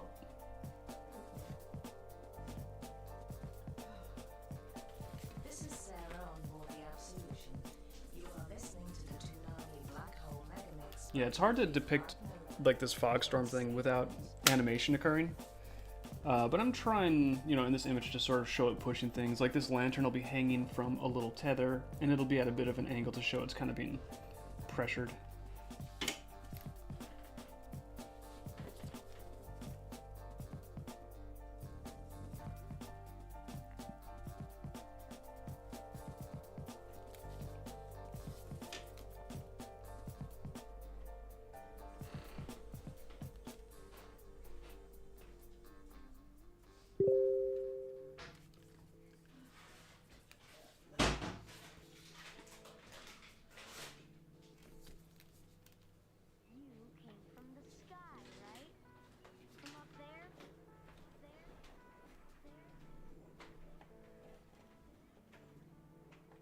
Oh, do we have a squirrel out there? No. No. Those darn robins chased away all the squirrels. I'm not putting birdseed out there to taunt them. That's too mean. Yeah, you don't want to attract all the other birds in with those robins bodyguarding the whole porch. They are serious business once they get their chicks in there.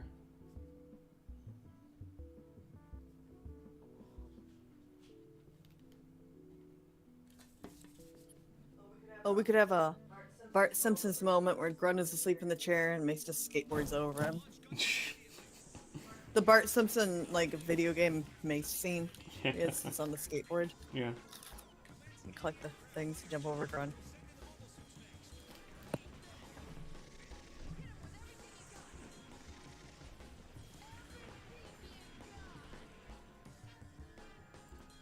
We've wandered into the Toonami music with dialogue, I see. Let me correct that. There we go.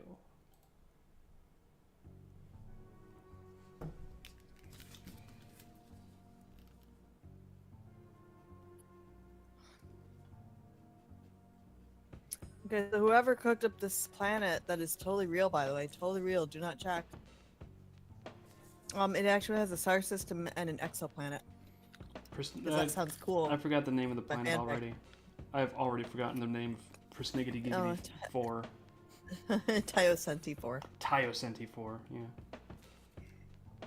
I think it's like dinosaur names. It's like if I learned that name when I was 6, I got it. Pachycephalosaurus. Stone cold, no problem. But Taio Senti 4, I did not learn that planet name when I was 6, so I could repeat it as many times as I want, but it's just gonna go away. You're the kind of guy who thinks Pluto is a real planet, don't you? That's how I was raised. In this household, Pluto is a planet. That's right, I know. Okay. I know you're that type. I'm glad, otherwise Very we'd stubborn. have to have, yeah. It's very important how people think of things, not the reality of it itself, but like what other people categorize it as. That's really what matters to me. How do you feel about the Brontosaurus versus the Apatosaurus? Oh, that is a classic matchup. I would take the Brontosaurus every time because the Brontosaurus uses the power of imagination.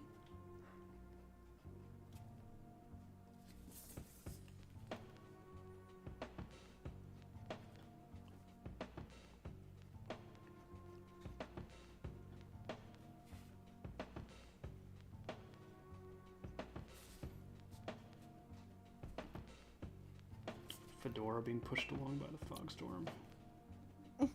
This is where I lose my hats. All my hats get taken by fog storms. In the parking lot. Yeah.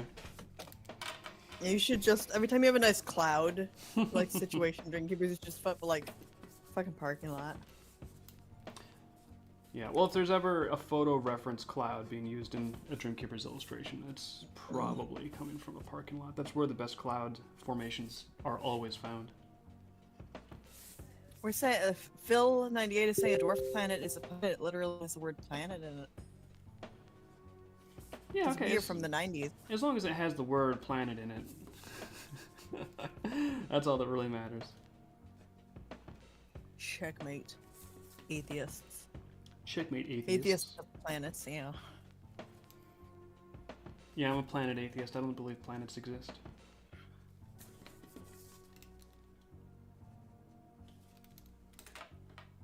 Can you prove the existence of planets? Flat earthers refuse. I think it's like I admire how they stick to their guns even when they do tests like that then prove the Earth is round, and they're like, oh, we were trying to use this to prove the Earth was flat, but it didn't fit with our thesis. So back to the drawing board. We gotta keep doing it until we get one that's right, and they never do. But I like really I like funny. people out there testing alternative hypotheses, because you never know. Occasionally, science really just gets attached to some BS, and sometimes the people testing the alternative stuff wind up having a point. And you won't if no one is ever trying out different ideas, then you'll never get those edge cases. Can I talk to you about your cloud on the left? Because I see like a baby face in that one. What? I've seen a baby's face. You don't Baby's see that? face? No, I don't see a Cloud. baby's face. Left. I'm. Come over and point it out to you. No one is seeing a baby face. Oh, I'm seeing it. You have Yeah, officially. they see it too. You have. Nope. Nope. There's no baby face in the cloud. Coming for you. Coming here. No, don't you dare point out where it is, because then everyone will see a baby They face see it forever. too. No, They no do. one sees a baby face. There is no baby face. There's the ear. That's an There's ear. the nose. This is a cheek. No. This is the forehead. No, it's not a baby face. Redo. Throw it out. I didn't want to make a baby face. Why did you show that to me? Why did you show me a baby face? I can't unsee it. No, it's, You gotta know what you do. It's Willie looking- Silver sees it too. it's looking at the character. They're looking at each other. God! Fuck! Fix it. Well, what? Do you want me to wait until you're done and then ruin it for you? No one would have ever known if it wasn't for you. Yes, I would. No one would have ever thought of a baby face in a cloud. But then you told them there was a baby face in the cloud. You know what? I might come back and tell you how that with the chair makes it a little body. No, don't turn it. Must you? First, you're finding butts on my Come on, maps. Brian. Now you're finding baby faces in my clouds. This is just a nightmare. Throw it out and start from scratch. It's like you're finding all the things in this drawing except the things I'm trying to draw. Second set of eyes on. I only want a second set of eyes that tells me what I want to think.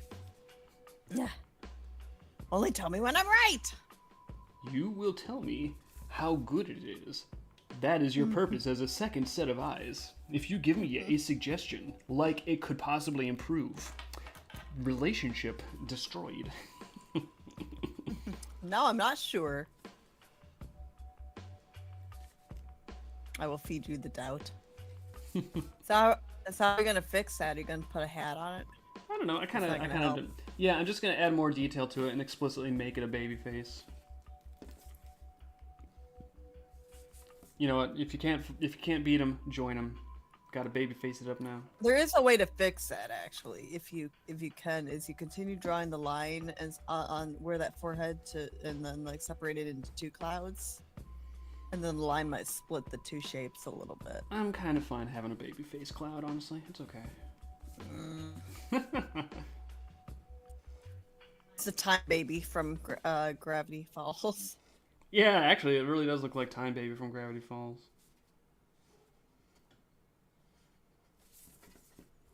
the trouble with drawing clouds, is you never know what else you might accidentally draw.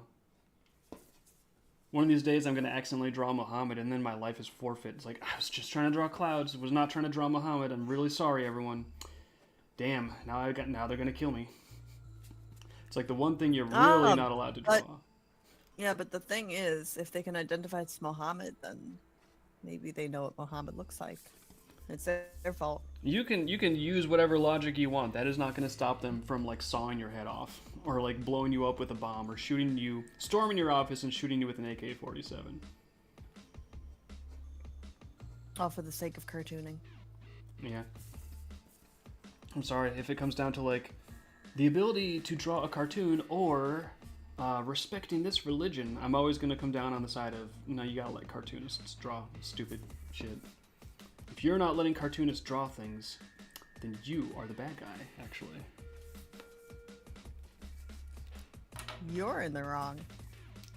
Then I'll draw a cartoon of you guys being wrong and me being right. With little arrows and like crazy font around it.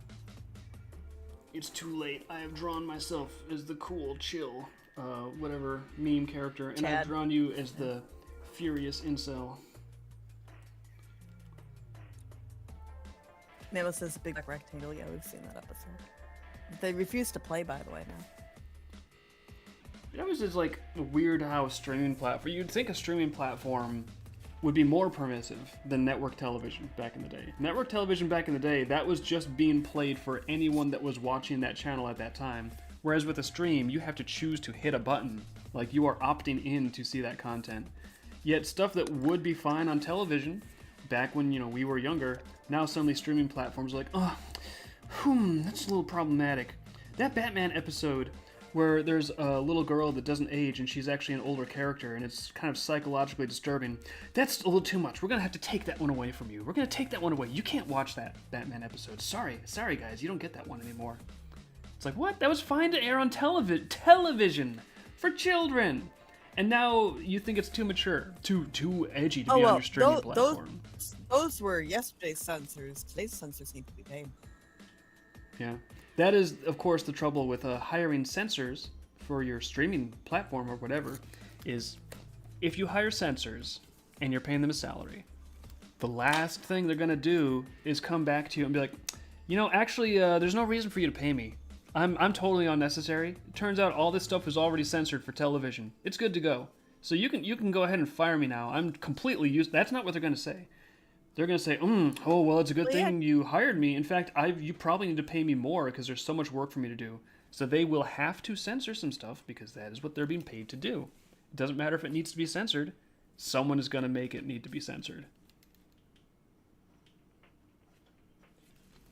If one guy's like, no, this is fine, we're good, but then someone who's not hired is like, no, you don't understand. I need to censor all of this. There's so much work to do. Yeah. They're going to pay the guy. They're going to pay squeaky wheel. So much censoring, you have no idea. Yeah, I don't know. So maybe that's why all this innocuous stuff is being censored on streaming platforms. Just because someone's getting paid to censor things on streaming platforms, so things have to be censored. You gotta get the paycheck. I guess the alternative theory is just that people are absolute pussies now. And that the children of the 80s and 90s were like more psychologically resilient than the adults of today. That would be, I guess, the other theory. Well, that's the sad thing, is the children of the 80s and 90s are the adults of today. And they're the ones censoring. Yeah, it's weird. It's like you were able to handle this when you were a kid, right? So why do you now think that other adults shouldn't be allowed to see it? It's wild. I don't know. Or the other children. Anyway, if you show us to Mamo, he can make a baby face. I know you'll love that. You can make a baby face? Yeah. This is the one time when I'm like, no, I have to stop someone from doing anything with AI. I must destroy their creativity. Nah, it's fine. As long as you guys are having fun, then I think it is good. I just have to kick up a big fuss and make a big deal out of accidentally drawing a fucking baby face in my clouds. Now let's look in the published books for everything he's been putting in those clouds. Can't go back on those. He accidentally drew his social security number into these clouds. No! Oh, man.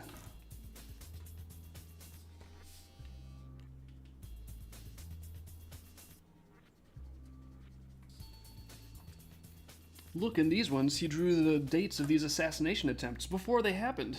Uh-oh.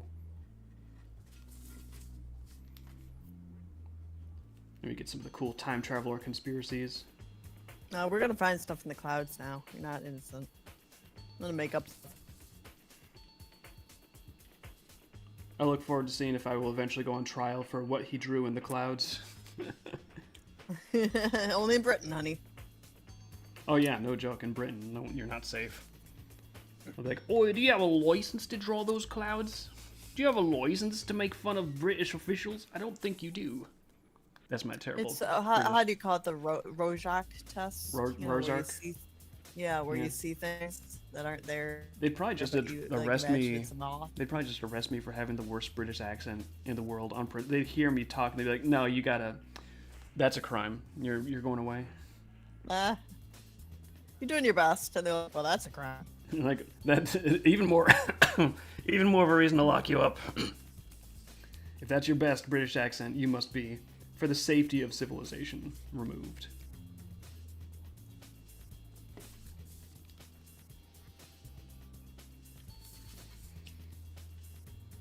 Yeah, 10 minutes, son. 10 minutes. Well, good little start to a Monday. Yeah, thank you, Silver. See, I know my psych terms, but I never had to say them out loud. Kind of like my dinosaur names. I know them on sight, but I can't pronounce any of it. So you couldn't say like Quetzalcoatlus out loud? I can identify the picture really well. I know that one, but I can't pronounce it. Or maybe even spell it. Pachycephalosaurus, Tanisuchus, Coelophysis. This is what I want. This is like the rap I would listen to. Yeah, talk dinosaur to me, honey. That's so hot. I need like a very brutal hardcore rap album that just rhymes dinosaurs primarily. I'm sure there was one in the 90s, but it was like the biggest baddest was Tyrannosaurus Rex. Yeah. the Tyrannosaurus rap. The Tyrannosaurus rap. They're probably that's like just a layup. They've got to have that already on YouTube somewhere. I know they do. You could find it.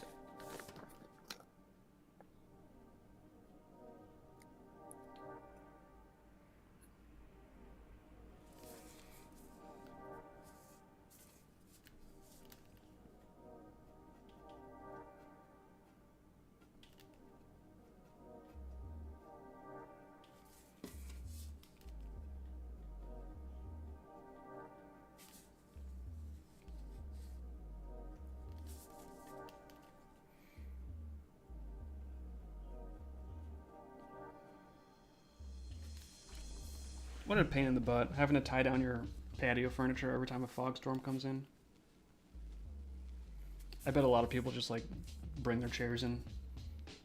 It's easier than tying it down. This guy's obviously a pack rat, so there's no room in his place, so Yeah. he has to tie it down. I'm pretty sure you could just like sit on your chair and it wouldn't be able to go. Well, yeah, but do you really want to be like sitting out in a fog storm for however many hours it's going for? It's kind of. I know.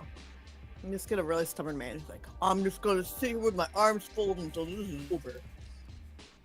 He's just mad. He likes his chair. That would actually be very grunt if he's just really stubborn and he's fat. And it's like, I'm just gonna sit in the chair so it'll blow away. Then he can't leave. And he's not gonna bring the chair in because that would be work. So he just sits there. I shouldn't have to. It's the storm's fault for moving it. Yeah. It's not my fault, it's the storm's fault. Or it's the clouds. And that's why they need that Cloud Control Act. Put an end to the madness. Would anything bad happen if you breathe in the fog? No, not really. No. I mean, it's thicker than normal air, so it might feel a little weird, but it's still going to be having oxygen and, you know, a little bit of humidity, nitrogen. The stuff that makes it different is not going to be like terribly toxic or anything for you.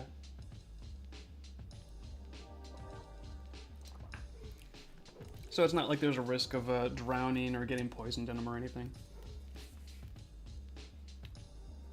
That's sort of why I imagined it that way, because I wanted just to have sort of like an interesting marshmallowy experience. In green. Well, yeah, in the color green.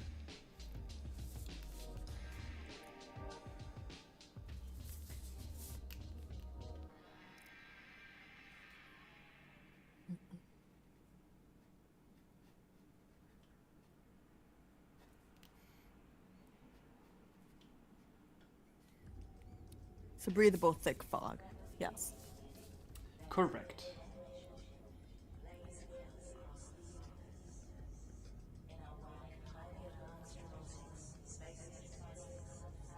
You're saying the fog is green and not just normal fog color. Yes, it's in volume 5.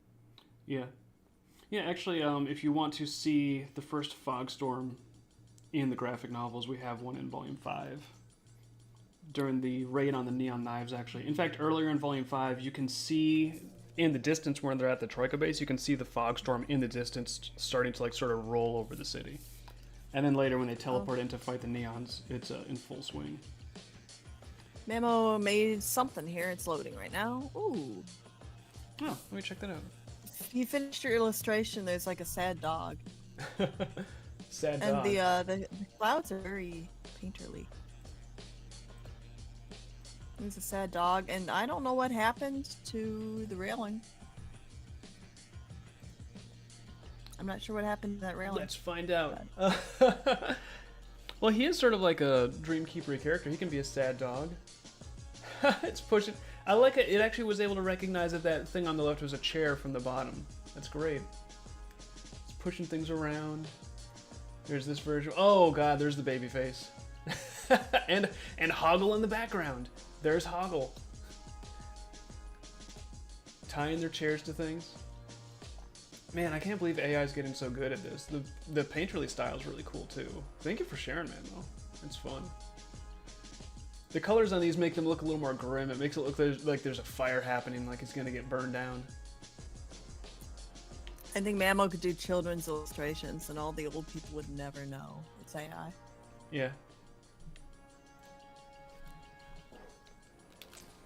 That's cool. You know, I had a children's book in mind, but I just never had the time to sit down and illustrate it. So that might actually be something where I could like get a book out that's, because the story's kind of cool. But like, when am I ever going to have the time to do another book on the side? I'm sort of swamped right now.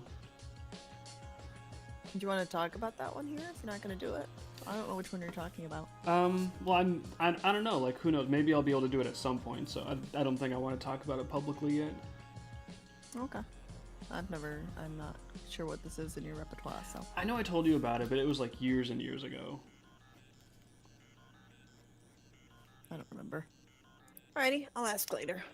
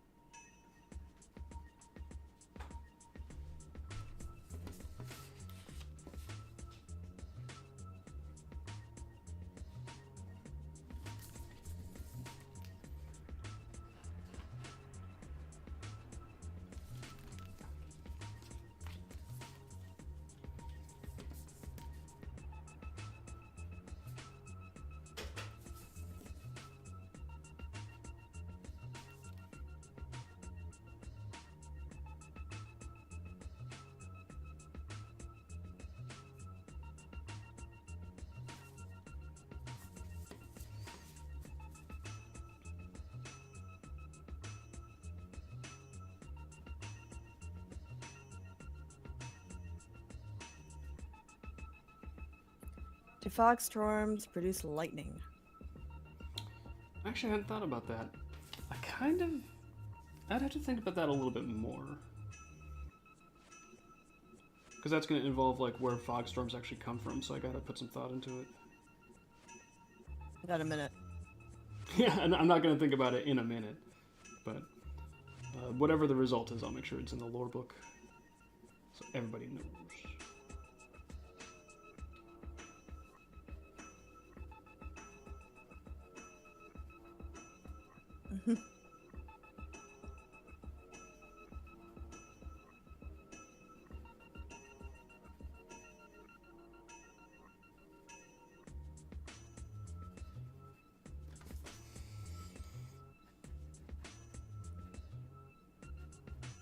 And your time. Ta-dum. Time is up, David. Well, got some pretty good progress on this one at least. And we got these fun nobles getting into fights with each other, penciled up. Now, final reminder, if you are a pledge pin backer, the pledge pins have arrived at the fulfillment center. If you haven't hit the checkout yet, check your email. There should be an email from us with a link to where you can check out and plug your address in. And if you haven't done that yet, be sure to look for your email and check out, because after I get off stream this afternoon, evening, I'm going to be focused on getting those checkouts into our fulfillment system.